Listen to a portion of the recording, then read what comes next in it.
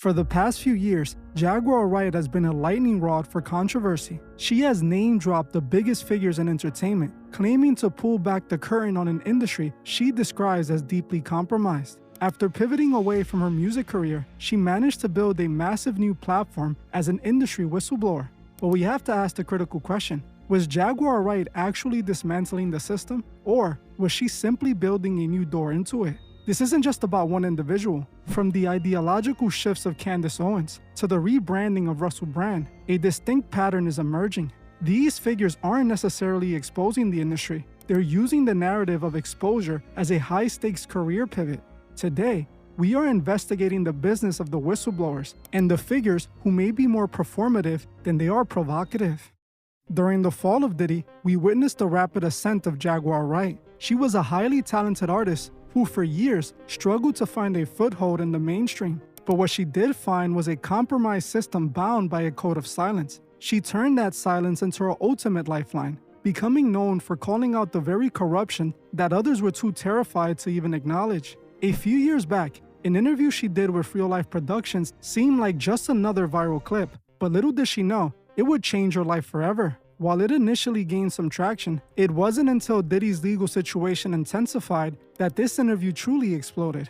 Millions watched as her warning about him appeared prophetic, and almost overnight, she gained a reputation as a credible whistleblower. Because her claims about Puff seemed validated, she successfully launched a second career as the internet's premier industry critic. In 2024, the best thing that could have happened for her brand finally occurred. Puff was arrested. This was the moment Jaguar transitioned from YouTube niche to mainstream fixture. Major media outlets were suddenly calling her name, and she landed on massive stage like Piers Morgan's Uncensored. She became the face of the resistance, pulling in millions of views and riding a wave of public fascination. But as the spotlight intensified, people began to notice a recurring problem. She could never actually provide the proof. Her receipts were always based on the claim of simply being there, and that narrative began to crumble when her specific stories were debunked. With her credibility fracturing, her second chance at that spotlight began to fade. Today, Jaguar is still doing the interview circuit, calling out anyone she thinks would keep her relevant. It leaves us with a critical question. Was she ever truly exposing the industry, or was she just riding a viral wave to make it last? While many believe she was a genuine truth seeker, and I'll admit, at one point I did too, the inconsistencies became impossible to ignore. She presented herself as a Christian woman, standing against spiritual corruption. Leaving Richard Nichols, I'm a Christian, he's an atheist. How can I let him make life choices for me? But in the very interviews used to expose the system, she exposed herself. During an interview with the Too Strong platform, she made admissions that completely contradicted the values she claimed to represent. I do not practice the same form of spirituality that everyone else does. What I am would terrify most of you, if you actually knew. Matter of fact, if any of you actually knew what I truly am, you wouldn't ask me stupid questions like that at all. See, when you open the door to certain questions, you better be sure you're ready for the answer. And if you want to know how I know Beyonce is a witch, I'll say it as simple as this. It takes one to know one. Jaguar and I had a brief back and forth after I made a video pointing out these very inconsistencies. Her reaction wasn't to offer facts, it was to launch into a series of baseless claims about me. She even went as far as to imply she was into the same occult beliefs she previously condemned, all while trying to claim she never said she was a Christian, despite the footage of her saying exactly that years prior. So yeah, the truth is, y'all can't handle the truth. It's why I can honestly say, if you're using the word Christian and talking about me, you're a fool. I'm nobody's Christian. Nope. I'm a Christian, he's an atheist. How can I let him make life choices for me? Because the goal on this planet is not to be Christ-like, it is to be demon-like. I practice the old way. I have studied and still study Egyptian sciences, or should I say Kemetic practice, and knowledge and education. And I apply all of those things to my life daily. You're doing videos about me, you put my name and title because I'm trending and it's gonna get views. That's all. It's the math. Nothing more, nothing less. To me, the motive is clear. She saw a path to fame and took it. Her desire to be a part of the machine she critiques was always hiding in plain sight. The proof we need is seeing her buddy on the red carpet with Rick Ross, one of Puff's closest longtime associates. While she built a career attacking Puff, she had no problem posing for photos and acting like a star next to his inner circle. If the industry offered her a record deal tomorrow, I believe she'll take it in a heartbeat. She doesn't want to destroy the industry. She just wants her seat at the table. The moment mainstream media began embracing her with every major platform wanting a sit down, I knew she wasn't what she presented herself as. In this industry, when you tell the truth and you're on an asset to the machine, they ignore you entirely. Were some of the things she said true? Yes, but it was mostly things many of us already knew that was already circulating online. It wasn't the first-hand experience she claimed. It was just internet rumors that everyone knew had some truth to them. While Jag deserves credit for sparking people's quest for accountability, she also needs to be questioned for the times she wasn't being honest and possibly made things up just for attention. Jaguar Wright is ultimately an artist whose career didn't work out, and she saw a fresh opportunity to stay relevant through YouTube gossip. It's the same pattern we see with Orlando Brown. Orlando Brown was one of the many cases of a child star gone wrong. Thrust into fame at only 7 years old, he got his big role on That's So Raven and worked on other Disney shows. By the time he was 19, his career was effectively non-existent. The show had ended and the roles got fewer and fewer until he completely disappeared. Things quickly went sideways when he finally popped back up. While he returned to the spotlight, it wasn't on Disney. This time, it was arrest after arrest for petty crimes and other public issues. Because people were captivated by the sight of another child star falling apart, Orlando was invited to do an interview with Vlad TV. He turned it into a viral explosion after suggesting that he and Raven had a romantic past. That moment spread instantly, giving Orlando Brown a new career overnight. He realized that the further he took things and the wilder he came off, the more attention he received, which meant more appearances and more money. Once he ran out of stories about himself, he turned his focus towards others. He suggested he was mistreated as a child star and taken advantage of by many powerful elders in the business. To be clear, I do believe Orlando was left with serious lasting trauma from his time in the industry. I even made a full video on the specific moment he actually tried to speak out. But while he touches on serious systemic issues, he also turned himself into a class clown who is willing to say anything for a viral headline. If you want to hear my thoughts on the claims I actually found serious, check out my other video on him after this one.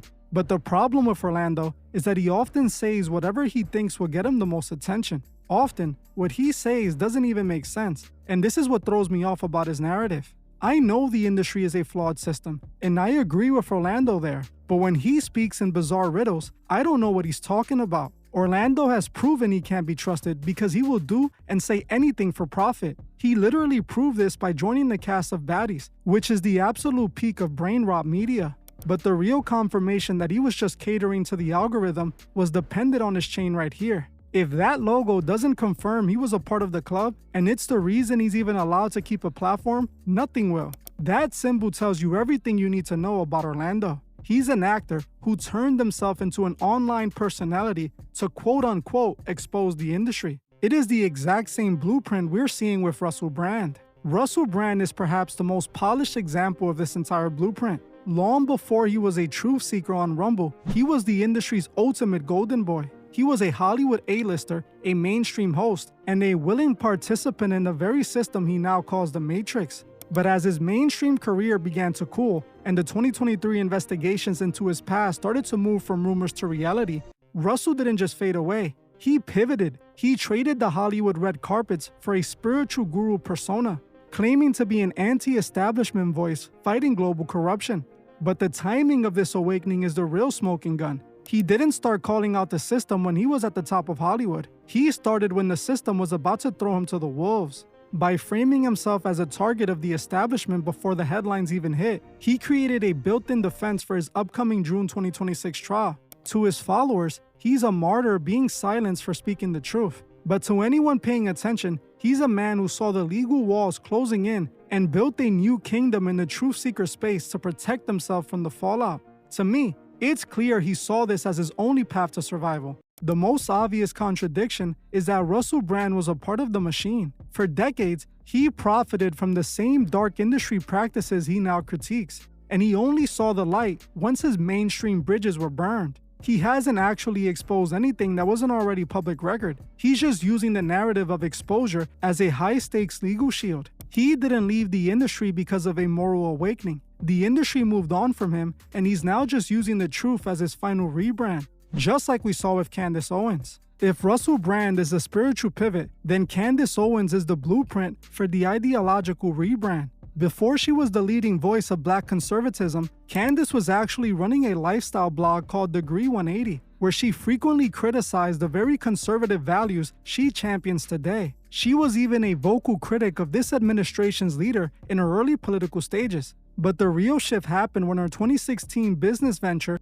Social Autopsy, a website designed to dox and track online bullies, failed spectacularly. After facing massive backlash from the left for the privacy concerns surrounding her site, she didn't just walk away. She completely transformed her identity. Almost overnight, she abandoned her democratic image and rebranded as a red-pill truth seeker, claiming she had finally seen through the lies.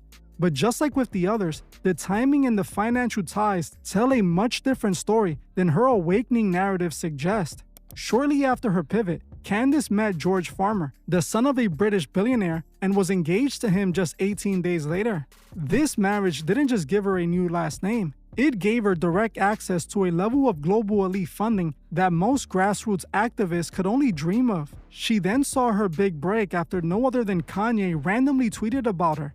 This jump-started her career. While she claims to be fighting for the forgotten citizens, she has quietly leveraged her platform to support the very institutes that profit from systemic issues. The most glaring example of this was her partnership with the private prison industry. At the height of her influence, Candace was seen promoting the benefits of private prisons, appearing in promotional material for companies in that industry. This raises a massive red flag. How can you claim to be the voice of black liberation while simultaneously being on the payroll of the private prison complex? To me, it's clear that Candace isn't interested in exposing the system. She is interested in securing her place within a new, more profitable one. From her rapid marriage into billionaire status and the Kanye stimulus package to her promotion of corporate interests, Candace has proven that the truth she sells is always secondary to the brand she's building. At the end of the day, the pattern is undeniable. Whether it is the chaotic claims of Jaguar Wright and Orlando Brown, or the polished, high-stakes shifts of Russell Brand and Candace Owens, the goal often isn't to break the system, it is to profit from it. We are living in an era where the truth has become a commodity, and exposing the industry is the most effective way to build a new one. These figures didn't walk away from the machine, they just built their own versions of it. The next time you see a viral clip promising to reveal everything, ask yourself if this is a whistleblower risking it all, or just another calculated rebrand.